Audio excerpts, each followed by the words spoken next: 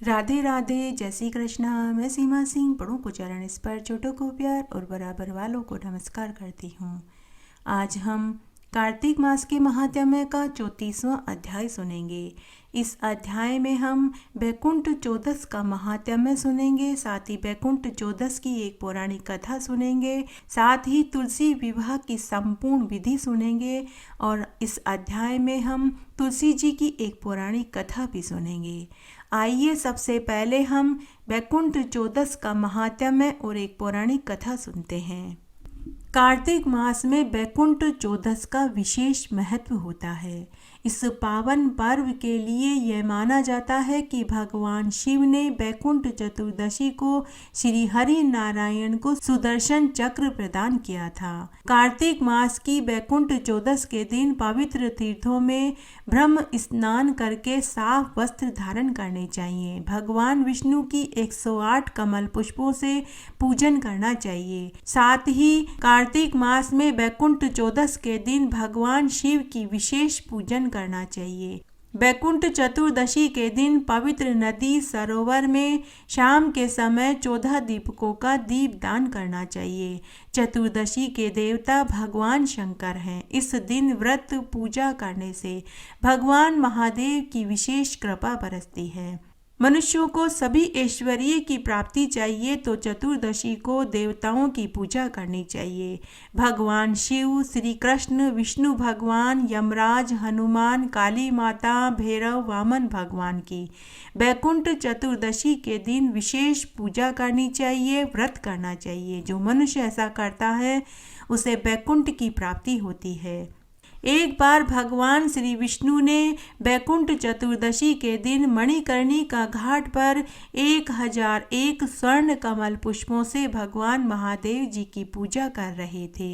बैकुंठ चौदस के दिन मणिकर्णिका घाट पर 1001 स्वर्ण कमल पुष्पों से भगवान महादेव जी की जब वे पूजा करने लगे तब भगवान महादेव ने विष्णु की परीक्षा लेनी चाहिए। तब उन्होंने एक स्वर्ण कमल पुष्प गायब कर दिया। जब भगवान विष्णु को एक स्वर्ण कमल पुष्प गायब मिला तो वे सोच में पड़ गए कि अब क्या करें। तब उन्होंने मनी मन सोचा कि मेरे नेत्र भी कमल के समान हैं, इसीलिए तो सब मुझे कमल नेत्रधारी पुंडरीकाक्ष कहते हैं। जब वे अपनी आंख शिवलिंग पर चढ़ाने लगे तभी भगवान शंकर वहां साक्षात प्रकट हो गए और भगवान विष्णु का अगाध स्नेह प्रेम भाव देखकर महादेव जी विष्णु भगवान से प्रसन्न हो गए। तब भगवान महादेव ने अपना सुदर्शन चक्र विष्णु भगवान को प्रदान किया और कहा कि जो भी आज बैकुंठ चौदस के दिन मेरे साथ तुम्हारी पूजा व्रत करेंगे वे मनुष्य बैकुंठ के अधिकारी होंगे। शास्त्रों में वर्णित है कि बैकुंठ चतुर्दशी की पूजा करने से 14,000 कष्टों से मुक्ति मिलती है। भगवान विष्णु जिस लोक में निवास करते हैं उसे ही बैकुंठ लोक कहते हैं। जैसे कैलाश पर शंकर भगवान जी और ब्रह्मलोक में ब्रह्मा जी रहते हैं। बैकुंठ लोक को और भी नामों से जाना जाता है। साकेत लोक, गोलोक, परम धाम, परम स्थान, परम पद, सनातन आकाश, शाश्वत पद, ब्रह्मपुर इत्यादि।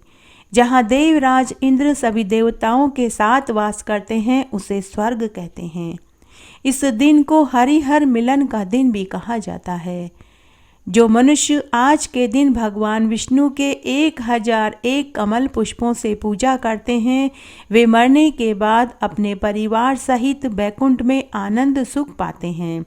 आज के दिन पवित्र नदियों, घाटों, कुआं, तालाब, मंदिरों, देव वृक्षों के नीचे, ब्राह्मण के घर के चबूतरे पर 14 दीपकों का दीपदान करने का फल अक्षय मिलता है।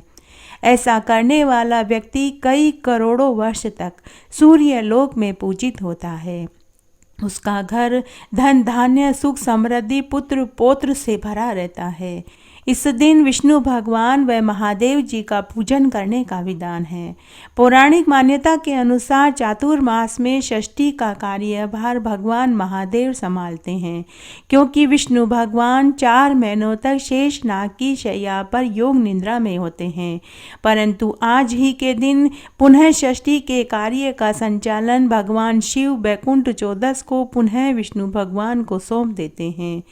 वैकुंठ चतुर्दशी को हरिहर अर्थात शिव और विष्णु का एक साथ पूजन करने को ही हरिहर मिलन का दिन कहा जाता है। आइए अब हम वैकुंठ चतुर्दशी की एक पौराणिक कथा सुनते हैं। बहुत पुरानी बात है। एक बार भगवान विष्णु और माता लक्ष्मी वैकुंठ में बैठे आनंद सुख भोग रहे थे। तभी भगवान विष्णु का मन भगवान महादेव जी से मिलने का हुआ, तो वे माता लक्ष्मी को बिना बताए वहां से अंतर्ध्यान हो गए और पहुंच गए काशी में भगवान महादेव जी से मिलने के लिए। जब भगवान विष्णु स्वर्ग से काशी जा रहे थे तो बीच में ही उन्हें जाता हुआ नारद मुनि ने देख लिया। तब नारद मुनि ने मन ही मन सोचा कि मुझे देखना चाहिए कि मेरे नारायण कहाँ किससे मिलने जा रहे हैं। तो नारद मुनि भगवान विष्णु के पीछे पीछे चुपचाप चल दिए। भगवान विष्णु शंकर भगवान के सामने जाकर हाथ जोड़कर खड़े हो गए। उस समय शंकर भगवान तपस्या कर रहे थे। नारद मुनि भी वहां पहुंच गए और पूछने लगे कि हे नारायण, हे पुंडरीकाक्ष, हे मधुसूदन, आज आप स्वर्ग से काशी में क्यों पधारे हैं? तब विष्णु भगवान बोले कि हे नारद मुनि, आज वैकुंठ चौदस है। आज मेरा मन वैकुंठ में नहीं लग रहा था, इसीलिए भगवान शंकर से मिलने काशी चला आया। तब नारद मुनि मुस्कुराते हुए बोले कि हे नारायण, हे देव, एक कंकर में शंकर का वास है। आप शंकर भगवान से मिलने स्वर्ग से काशी आए हैं। आप वैकुंठ से वैकुंठ चौदस के दिन शंकर भगवान से मिलने के लिए काशी आए हैं। अगर आपने एक कंकर उठाकर स्तुति करी होती तो भगवान शंकर तो वहीं प्रकट हो जाते। तब भगवान विष्णु नारद मुनि से बोले कि हे देव ऋषि, आप सत्य कहते हैं। उसके बाद नारद मुनि विष्णु भगवान से बोले कि हे नारायण, शंकर भगवान तो कई कई बरस तक आंखें मूंद कर तपस्या में लीन रहते हैं। आप ऐसे समय में महादेव जी से कैसे मिलेंगे? महादेव जी तो आंखें मूंद कर तपस्या कर रहे हैं। सब माता पार्वती इनके जागने का इंतजार कर रही हैं। तभी भगवान विष्णु वहां से अंतर्ध्यान होकर मणिकर्णिका घाट पर पहुंच गए। वहां उन्होंने एक छोटे से कंकर को एक विशाल पत्थर पर रखा और हाथ जोड़ करके खड़े हो गए और भगवान महादेव की स्तुति करने लगे। ऊपर बैकुंठ में माता पार्वती जी बैठी यह सब कुछ देख रही थी। तब माता लक्ष्मी एक थाली में पूजा की सामग्री और 14 दीपक लेकर मणिकर्णिका घाट पर भगवान विष्णु के पास पहुंच गई और माता लक्ष्मी भगवान विष्णु से बोली कि हे देव, आप सुबह से भगवान महादेव की स्तुति कर रहे हैं, लेकिन आपने न तो पूजा करी और न ही आपने आज वैकुंठ चौदस पर 14 दीपकों का दीप दान किया। तब भगवान विष्णु और माता लक्ष्मी ने पूरे विधि विधान के साथ कार्तिक मास की वैकुंठ चतुर्दशी के दिन उसी कंकर की पूजा करी और मणिकर्णिका घाट पर 14 दीपकों का दीप दान किया। उसी क्षण भगवान महादेव वहां प्रकट हो गए। काशी मणिकर्णिका घाट को भगवान महादेव ने अनंत शांति का वरदान दिया। उसके बाद भगवान महादेव ने साक्षात उन्हें दर्शन दिए और काशी मणिकर्णिका घाट को भगवान महादेव ने अनंत शांति का वरदान दिया। इस घाट पर वैकुंठ चतुर्दशी पर 14 दीपकों का दीप दान करने का अक्षय फल प्राप्त होता है और मनुष्य की सभी मनोकामनाएं भगवान महादेव पूरी कर देते हैं।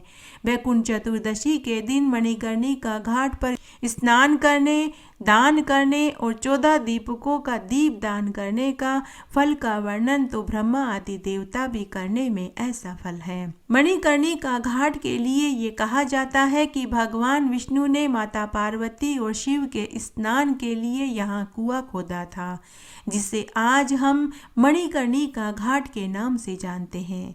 आइए अब हम कार्तिक तुलसी विवाह की संपूर्ण विधि को जानते हैं। कार्तिक शुक्ल नवमी को द्वापर युग का आरंभ हुआ। इस तिथि को नवमी से एकादशी तक मनुष्य को शास्त्रोक्त विधि से तुलसी विवाह का उत्सव करना चाहिए। जो मनुष्य ऐसा करता है उसे कन्यादान करने जितना फल प्राप्त होता है। कहते हैं कि पूर्व काल में कनक की पुत्री किशोरी ने एकादशी के दिन संध्या के समय तुलसी की वैवाहिक विधि संपन्न करी थी। तो वह वेधव्य दोष से मुक्त हो गई थी। 88,000 ऋषि मुनियों ने सूत जी से कहा कि हे सूत जी, अब आप हमें तुलसी के विवाह की विधि बताइए, हम वह विस्तार से सुनना चाहते हैं। तब सूत जी कहने लगे कि हे मुनिवरों, अब मैं तुमसे तुलसी के विवाह की संपूर्ण विधि को सुनाता हूँ, तुम ध्यान से सुनो। जब उत्तरायण रवि हो, गुरु शुक्र का उदय हो, विवाह का नक्षत्र हो, विशेषकर पूर्णिमा हो, कार्तिक का महीना हो, भीष्म पंचक हो, तब तुलसी वन में वह अपने घर में सुंदर मंडप और उत्तम हवन कुंड के सहित मनोहर वेदी की रचना करता हुआ ऋत्विज ब्राह्मणों को, जो विद्वान और राग द्वेष से रहित हो, निमंत्रित करे और गृह यज्ञ आरंभ करता हुआ मातृकाओं का पूजन करे। हे मुनीश्वरों, ऋत्वजों के उपस्थित हो जाने पर पहले नंदी मुख श्राद्ध करें, उसके बाद स्वर्ण के भगवान शालिग्राम बना करके विधि विधान से पूजन करें। चांदी की तुलसी को उनको समर्पित करें। इस प्रकार विवाह विधि से तुलसी जी का पाणी ग्रहण करने के बाद विधि पूर्वक होम करें। उसके बाद सपत्नी, यजमान, भाई, बंधु और सेवकों के साथ 4 ऋत्वजों के सहित विष्णु भगवान के प्रेम प्रदक्षिणा करता हुआ शांति पाठ और मंगलगान करें। मंगलगान के साथ भेरी आदि बाजे भी बजवाएं। हे मुनीश्वरों, ऐसा हो जाने के बाद यजमान को गौदान, शय्यादान करनी चाहिए। ऋत्वजों को दक्षिणा देकर स्वादिष्ट भोजन कराना चाहिए। सूत जी कहने लगे कि 1 तोला स्वर्ण की भगवान विष्णु की प्रतिमा बनवाएं। अपनी भक्ति के अनुसार इसे आधा या चौथाई तोले की भी बनवा सकते हैं। अगर सामर्थ्य नहीं है तो इसे पीतल की भी बनवा सकते हैं और चांदी की तुलसी बनावें। फिर तुलसी और भगवान विष्णु की प्रतिमा में प्राण प्रतिष्ठा करके स्तुति आदि के द्वारा भगवान को निद्रा से जगावें। फिर पुरुष सूक्त से तथा षोडशो उपचार विधि से पूजन करें। पहले देश काल स्मरण करके गणेश पूजन करें, फिर पुण्य वाचन करके वेद मंत्रों का उच्चारण करें। बाजे आदि की ध्वनि से भगवान विष्णु की प्रतिमा को तुलसी के निकट लाकर रख दें। प्रतिमा को सुंदर वस्त्रों व अलंकारों से सजावें और उसी समय भगवान का आह्वान इस मंत्र से करें। आगच्छ भगवन् देव अर्चयिष्यामि, केशव तुभ्यं दास्यामि, तुलसीम सर्वदा कामप्रदो भव। अर्थात हे भगवान केशव, आइए देव, मैं आपकी पूजा करूँगा, आपकी सेवा में मैं तुलसी को समर्पित करूँगा, आप मेरे सभी मनोरथ को पूर्ण करें। इस प्रकार आह्वान के बाद 3 बार अर्घ्य देवें। उसके बाद 3 बार अर्घ्य पाद्य से उच्चारण करके भगवान को समर्पित कर दें। उसके बाद कांसे के पात्र में दही, घी, शहद रख कर इसे कांसे के ढक्कन से ढक दें और भगवान को अर्पण करते हुए कहें कि हे वासुदेव, आपको नमस्कार है, यह मधुपर्क ग्रहण कीजिए। तब दोनों को एक दूसरे के समक्ष रखकर मंगल पाठ करें, मंगल गीत गाएं। इस प्रकार गोधूली बेला में जब भगवान सूर्य कुछ दिखाई देते हैं तब कन्यादान का संकल्प करें और भगवान से प्रार्थना करें कि आदि, मध्य और अंत से रहित त्रिभुवन प्रतिपालक परमेश्वर इस तुलसी को आप विवाह की विधि से ग्रहण करें। यह पार्वती के बीज से प्रकट हुई है, वृंदावन की भस्म में स्थित हुई है, आदि, मध्य और अंत में शून्य है। आपको तुलसी अत्यंत प्रिय है, अतः इसे मैं आपकी सेवा में अर्पित करता हूँ। मैंने जल के घड़ों से सींचकर अन्य सभी प्रकार की सेवाएं कर कर अपनी पुत्री की भांति ही इसे पाला पोसा है और बड़ा किया है, और आपको तुलसी आपकी सेवा में दे रहा हूँ। हे प्रभु, कृपा करके इसे ग्रहण करें। इस प्रकार तुलसी का दान करके फिर इन दोनों अर्थात तुलसी और विष्णु की पूजा करें। अगले दिन प्रातःकाल पुनः पूजन करें। अग्नि की स्थापना करके 12 मंत्र से खीर, घी, मधु, तिल मिश्रित द्रव्य की 108 आहुति देवें। और अगर आप चाहें तो आप किसी योग्य आचार्य से होम की पूजा भी पूरी करवा सकते हैं। तब भगवान से प्रार्थना करके कहें कि हे प्रभु, आपकी प्रसन्नता के लिए मैंने यह व्रत किया है। इसमें जो कमी रह गई हो वह आपके प्रसाद से पूर्णता को प्राप्त हो जाए। अब आप तुलसी के साथ बैकुंठ धाम में पधारें।